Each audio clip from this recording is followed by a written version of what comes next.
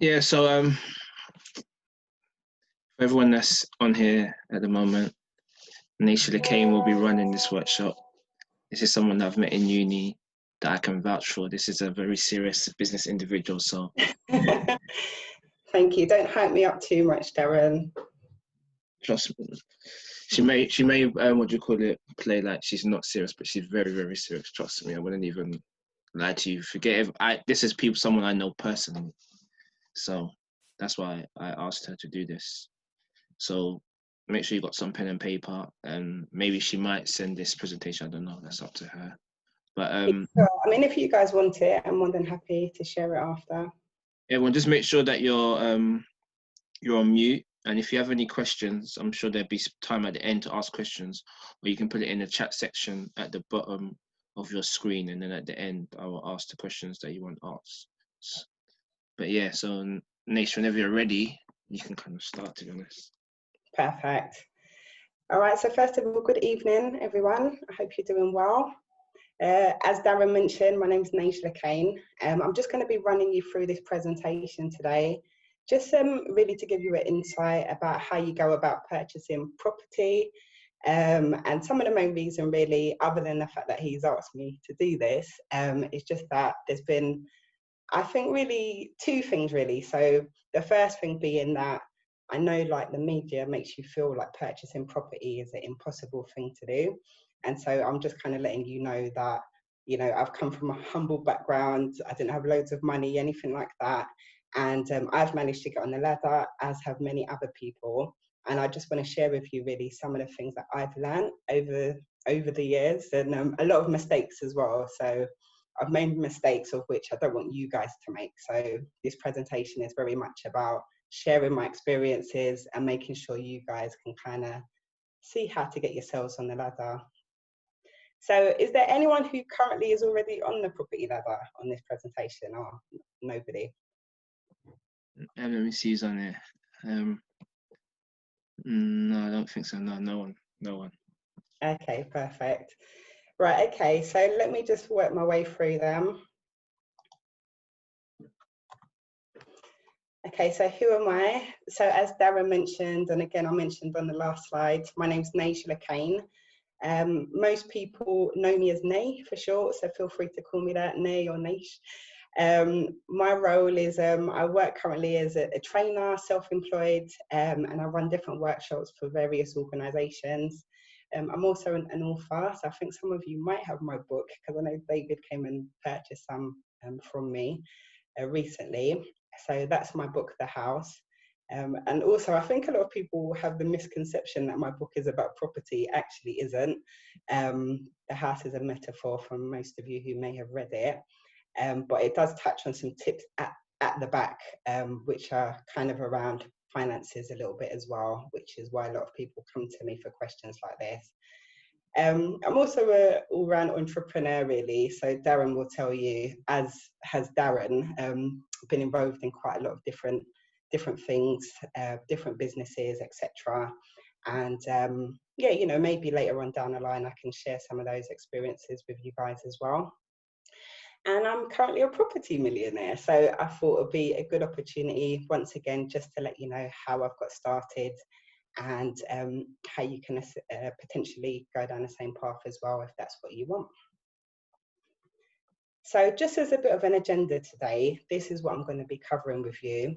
As Darren did mention, if you have questions as you go through, feel free to just put those into the chat. And also at the end, we can answer any of those questions as well. But first of all, I just really want to talk about getting started. And when I say that, the types of things that you might want to think about before you get into property. How you go about getting a mortgage. So majority of people who are in property would have started off by getting a mortgage of some kind. And I just really want to break down to you what you need in order to get a mortgage and to do things like that. In addition, I want to talk a bit about affordability. So this is something that you will hear about quite a lot if you are going down the mortgage route. And I just really want to explain what that means and what that means to you. I want to talk a bit about looking for properties. So where would you go to look? So I think somebody asked a question about, you know, where to look for properties and what's the best areas to buy in, etc. So I just want to touch a little bit on that as well. I want to talk a bit about the buying process, so how it works when you are actually purchasing a property, some of the costs that are associated with that, and then just really ends by talking about some of the core questions I think you should ask yourself again before getting started, and kind of end it with some of the tips that I've learned along the way, the things that the banks won't tell you, basically. So I'll tell you a little bit about that as well, okay? And as I mentioned before, if you've got any questions, you can either come off mute and ask them or just type them in the chat, okay? So any questions so far? Oh, yep. Was that a no? Yeah. Oh, good, okay, perfect. Thank you, Q2C. So we'll keep going. Right, okay, so when you're getting started with property, one of the things that I think everybody should consider before they even get into it is asking themselves, what's the reason they want to get into property?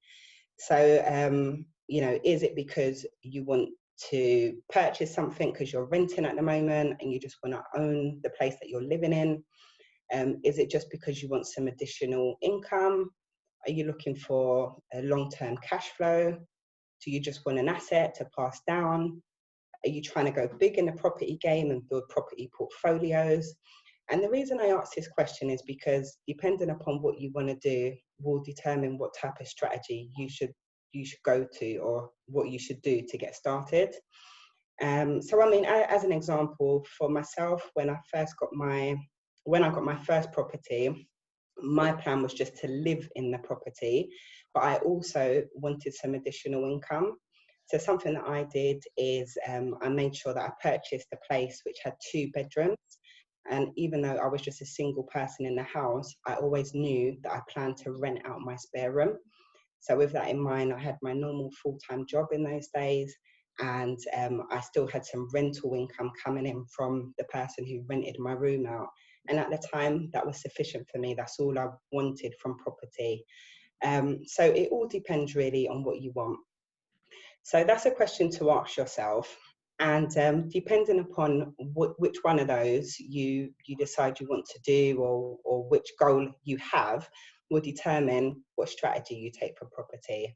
So, so as an example, if you go down a residential route, which means that you want to live in the property that you purchase, then you'll need to get yourself a residential mortgage, which we'll talk a little bit about.